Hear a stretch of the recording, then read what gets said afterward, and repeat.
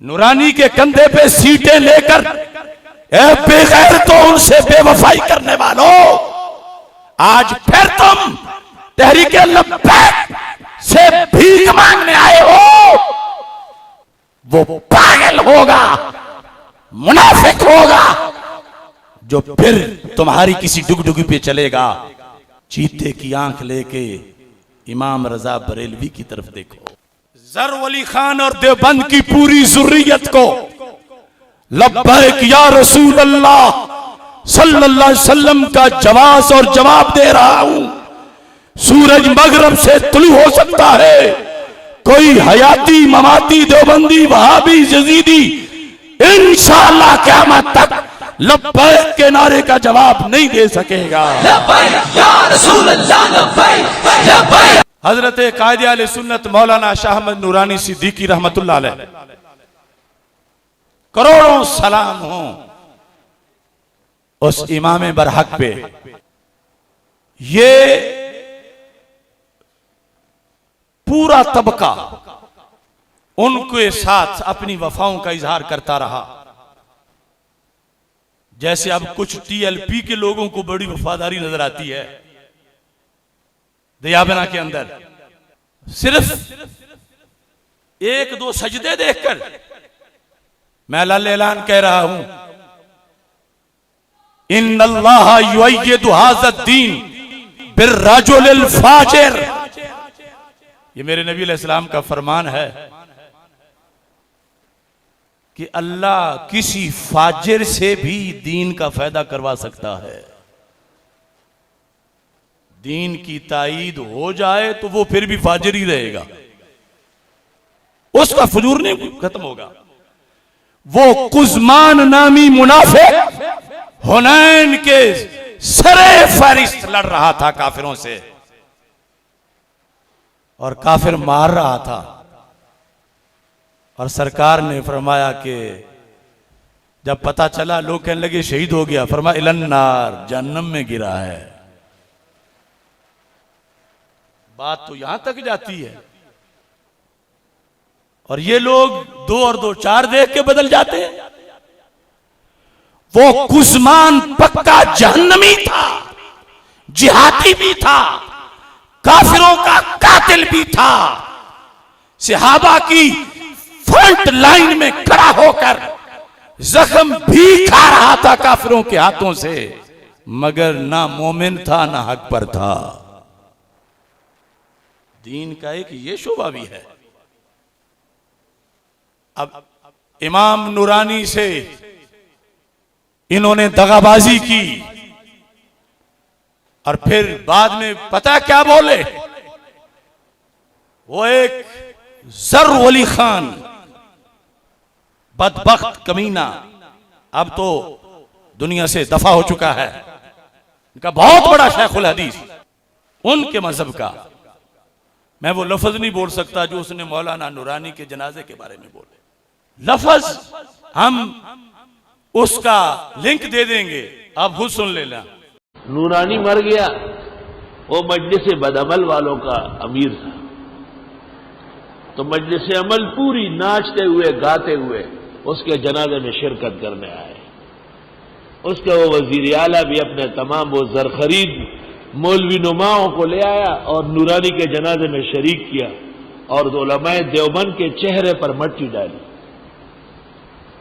اور نورانی وہ شخص ہے جس نے سنڈے میگزین سن 2002 میں بیان دیا تھا کہ دارالعلوم دیوبند کا مدرسہ انگریزوں نے مسلمانوں میں پھوٹ ڈالنے کے لیے بنایا تھا، اور جب تک دنیا میں دیوبند اور دیوبندی رہیں گے اسلامی نظام نافذ نہیں ہوگا۔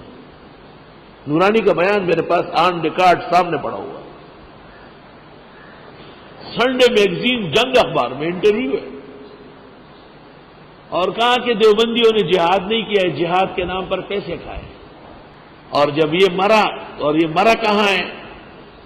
یہ مرا اور دروازہ توڑ کر کے نکالا گیا ہے۔ میری یادداشت میں 2 آدمی بیت الخلاء میں مرے، ایک مرزا غلام احمد قادیانی اور دوسرا شاہ۔ تمہاری غلطی ثابت ہوئی تو تم کیا کرو گے؟ کہنے لگے آپ جو کہیں گے میں نے کہا تجدید ایمان اور تجدید نکاح. تجدید ایمان اور تجدید نکاح، کیونکہ وہ اعتقادی مشرک تھا. وہ کہتا تھا ہمیں سب کچھ درگاہیں دے رہی ہے، یہ بزرگان دین اور اولیاء یہ سب کے سب غیبدان ہے، حاجت روا و مشکل کشا ہے. وہ صرف سیاسی مولوی نہیں تھا، وہ مذہبی کٹر قسم کا تھا، کٹر قسم کا. اسی کمینے کے درسگاہ میں چند دن پہلے ڈیزل بھی گیا ہوا تھا، جو دوسری طور پر نورانی کو اپنا امام مانتا تھا. منافق. اس نے کیا کہا ظفر علی خان نے؟ کہتا نورانی مر گیا. یہ اس کے لفظ ہلکے جو ہیں، وہ مجلس بد عمل والوں کا امیر تھا. تمام مجلس امر پوری ناچتے ہوئے گاتے ہوئے اس کے جنازے میں شرکت کرنے آئے، اور ان لوگوں نے علماء دیوبند کے چہرے پہ مٹی ڈالی جنہوں نے جنازے میں شرکت کی. کہتا ہے نورانی تو وہ شخص ہے جس نے سنڈے میگزین سن 2002 میں بیان دیا تھا کہ دارالعلوم دیوبند کا مدرسہ انگریزوں نے مسلمانوں میں پھوٹ ڈالنے کے لیے بنایا. اور یہ واقعی نورانی نے بیان دیا تھا، کیونکہ مولانا نورانی اعلی حضرت کے خلیفے کے فرزند تھے. نورانی نے یہ کہا جب تک دنیا میں دیوبند اور دیوبندی رہیں گے اسلامی نظام نافذ نہیں ہوگا. یہ آج ہم بلا وجہ نہیں بولے، یہ ریکارڈ پر ہے اور انہیں یاد ہے. اور کمینہ کہتا ہے میری یادداشت کے مطابق 2 بندے بیت الخلاء میں مرے ہیں، ایک مرزا غلام قادیانی ہے اور معذلہ دوسرا وہ اس عظیم ہستی کا نام لیتا. اتنا بڑا دجل اور جھوٹ. اور ساتھ کہتا ہے کہ جنہوں نے نورانی کا جنازہ پڑھا وہ تجدید ایمان کریں، تجدید نکاح کریں. کیوں؟ کہتا ہے وہ اعتقادی مشرک تھا معاذ اللہ. مجھے پتا ہے کہ بہت سے دم چھلے جو آج دیوبندیوں کے ساتھ باہوں میں باہیں میں لاتے ہیں انہیں ہوگا کہ یہ نہیں ایسا نہیں ہے. یہ منافق ٹولہ دیابنا کا جب نبی کے نہیں تو نورانی کے کیسے ہو سکتے ہیں؟ اور یہ مولانا نورانی کے بیٹوں کو بھی بالآخر پردے اپنی آنکھوں سے ہٹانے چاہیے. کب تک بکتے رہیں گے ان کے ہاتھوں؟ اور یہاں کیوں نورانی صاحب کے بارے میں اس نے یہ کہا؟ وہ کہتا ہے وہ کہتا تھا ہمیں سب کچھ درگاہیں دے رہی ہیں، یعنی اولیاء کا فیض مانتا ہے. اور پھر یہ جو ٹی ایل پی میں کچھ بگوڑے ہیں یہ بھی سن لیں. ظفر علی خان کا بیان. ظفر علی خان نے مولانا خادم حسین رضوی کے بارے میں کہا، کہتا ہے کہ خادم حسین رضوی جیسا جاہل پورے جہاں میں نہیں ہوگا. یہ ان کی وفات کے بعد کہہ رہا ہے، جس پر پورے دیوبند کو ناز ہے. مفتی زر بلی خان. اور کہتا اور وہ جاہلوں کا سردار تھا. کیوں؟ کیا وجہ ہے؟ کہتا ہے اس نے اپنا تلبیہ بنایا ہوا تھا. یہ ریکارڈ ہے. خادم حسین رضوی جیسے جاہل پورے جہان میں نہیں ہوگا، اور وہ جاہلوں کا سردار تھا. پھر یہ کہنا کہ اس کے لیے دعا کرے اور دیوبندیوں کا سر نیچے، آپ کا سر نیچے ہوگا، دیوبندیوں کا تو سر بھی اوپر ہے اور ٹانگیں بھی اوپر ہے. آپ کو حق کیا ہے؟ انہوں نے آپ کے حضرت بنوری و مفتی محمود پر کہا ہے کہ ہم ان کے لیے نہ مغفرت کی دعا کرتے اور نہ جنازہ پڑھتے، اور آپ ان کے ایک جو ان کے ہاں بھی متون شخص تھا، ایک ایسی غلط سلط باتیں اس کے پاس جو گالیاں تھی، اور جو وہ گالیاں اسٹیج پر بکتا تھا. کیونکہ آدمی عمرہ کرے یا حج تو وہ تلبیہ پڑھتے ہیں لبیک اللہم لبیک. اس نے اس کے مقابلے میں اپنا تلبیہ بنایا اور اس کو تحریک کی شکل دے دی. لبیک کے کسی وارث نے آج تک اس شیطان کا جواب کیوں نہیں دیا؟ کیا وراثت ایسے مل جائے گی؟ تمہارے نعرے کو وہ شرک کہہ رہے ہیں، تمہارے لیڈر کو وہ مشرک کہہ رہے ہیں، اور تم پھر انہیں چاٹنا چاہتے ہو. ناسمجھ تو لوگ ہوتے ہی ہیں مگر غداری تو صحیح نہیں. اب دیکھو میں جواب دیتا ہوں، اگرچہ وہ مر گیا ہے زربلی خان، لیکن اس کے پجاری تو زندہ ہیں جو اب پھر کارواں کو لوٹنا چاہتے ہیں. اور یہ بھی میں بتانا چاہتا ہوں، وہ کہتا ہے چونکہ اس نے لبیک یا رسول اللہ کہا، تنظیم کا نام اور نعرہ، اور لبیک اللہم لبیک کے مقابلے میں یہ مشرک ہوا. اور آگے جنہوں نے جنازہ پڑھا اور کیا کچھ اس نے آگے فتویٰ دیا. اور یہ بات بھی ضمناً کہہ دوں، قرآن و سنت کے اصولوں کی بھی کچھ حدود و قیود ہیں. اور امام احمد بن حنبل کا جو قول ہے نا کہ ہمارے فیصلے جنازے کریں گے، اس کی بھی کچھ حدود و قیود ہیں، اس کی کچھ حدیں ہیں. ربضہ میں وصال ہوا حضرت ابو ذر غفاری رضی اللہ تعالیٰ عنہ کا، جنازے کی ایک صف نہیں بن رہی تھی، کروڑوں ولی ابو ذر غفاری کے قدم کی مٹی پہ قربان. تو کیا کہو گے کہ ان کی ولایت میں کوئی شک تھا، صحابیت میں کوئی شک تھا؟ یہی ذر ولی خان، اس کا جنازہ دیکھو بابے کے بعد، اگرچہ اتنا نہیں تھا لیکن وہ بھی تو ایک بڑا جنازہ تھا کراچی میں. چلو اس کا نہیں، وہ عثمان کاکڑ کا دیکھ لو، جس کا کراچی سے کوئٹے تک جنازے کا جلوس پہنچا، اور تصویریں دیکھ لو نیٹ پر، کتنا بڑا جنازہ تھا. کچھ ہوش کرو سنیو، ہر اصول کے جب کچھ قواعد و ضوابط ہیں تو تم نے صرف اسی پہ ہی سب کچھ کر دینا ہے. اب وہ کہتے رہے میرے ذر ولی خان کا جنازہ دیکھو، یہ جنتی ہے کیونکہ جنازہ اتنا بڑا ہے. عثمان کاکڑ والے کہیں جنازہ اتنا بڑا ہے. عثمان کاکڑ نہ محدث تھا، نہ مفسر تھا، نہ ولی تھا، نہ حافظ تھا، نہ قاری تھا. چلو دنیا سے چلا گیا، اگر ایمان اس کا صحیح تھا اللہ اس کی بخشش کرے.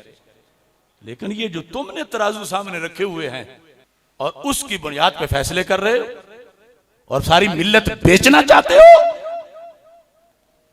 اب یہاں میں ذر ولی خان اور دیوبند کی پوری ذریت کو لبیک یا رسول اللہ صلی اللہ علیہ وسلم کا جواز اور جواب دے رہا ہوں.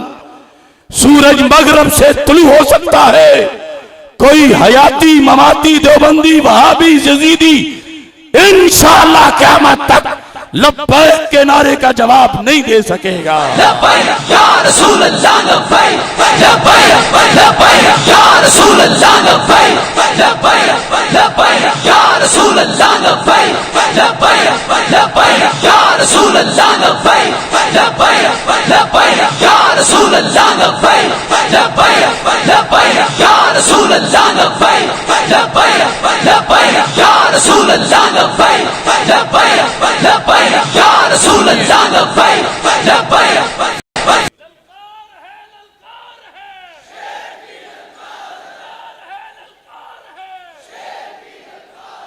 کیا صحابہ رضی اللہ تعالی عنہم میں سے کسی کے لیے جائز تھا کہ وہ سرکار کو اللہ کہے؟ وہاں تو سجدے سے بھی روکا گیا. جو دین سرکار کی ظاہری حیات میں تھا وہی بعد میں آج بھی ہے. میرے رب کا نہ کوئی زمین پہ اوپر جو ہو ان میں سے کوئی شریک ہے، اور نہ ہی دنیا میں سے جو چلے گئے ہیں ان میں سے کوئی شریک ہے. جب صحابہ میں سے کسی نے میرے آقا علیہ السلام کو اللہ نہیں کہا تو ہم بھی اللہ نہیں کہتے. جب صحابہ نے میرے نبی علیہ السلام کو بار بار بار بار بار لبیک یا رسول اللہ کہا، تم آج بھی لبیک یا رسول اللہ لبیک، لبیک لبیک یا رسول اللہ لبیک. اب دیکھیے یہ حدیث نمبر بخاری شریف کی 128 ہے. حضرت انس بن مالک رضی اللہ تعالیٰ عنہ کہتے ہیں، سند ہے پوری صحیح ہے، ہر حرف کا میں ذمہ دار ہوں اور قیامت تک زر بلی کی بلیوں کو ایڑی کے نیچے رکھ کے کہہ رہا ہوں. حدثنا انس بن مالک، پوری سند. حدثنا اسحاق بن ابراہیم قال حدثنا معاذ بن ہشام قال حدثني ابي عن قتادة قال حدثنا انس بن مالك رضی اللہ تعالی عنہ ان النبي صلی اللہ علیہ وسلم ومعاذ ردیفه على الرحل، رسول پاک علیہ الصلوۃ والسلام سواری پہ تشریف فرما تھے کجاوے پر، پیچھے حضرت معاذ رضی اللہ تعالیٰ عنہ بیٹھے تھے. کیا شان ہے معاذ تیری. میرے آقا صلی اللہ علیہ وسلم نے فرمایا اس طرح سواری پہ بیٹھے ہوئے، تصور تو کرو. قال یا معاذ ابن جبل قال لبیک یا رسول اللہ صلی اللہ علیہ وسلم. میرے آقا علیہ الصلوۃ والسلام نے بلایا، حالانکہ ساتھ بیٹھنے والے کو اتنا کوئی آواز دینے کی ضرورت بھی نہیں، مگر وہاں دی تو مرکز صراط مستقیم تک پہنچی. یا معاذ ابن جبل،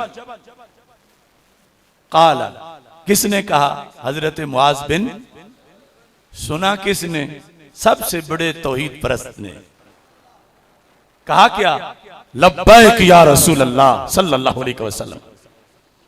اگر اللہ کے سوا کسی کو لبیک کہنا شرک ہوتا، بدعت ہوتا، کوئی ہلکی سی غلطی بھی ہوتی، تو میرے نبی علیہ السلام سے بڑھ کے دین کا محافظ کون ہو سکتا ہے؟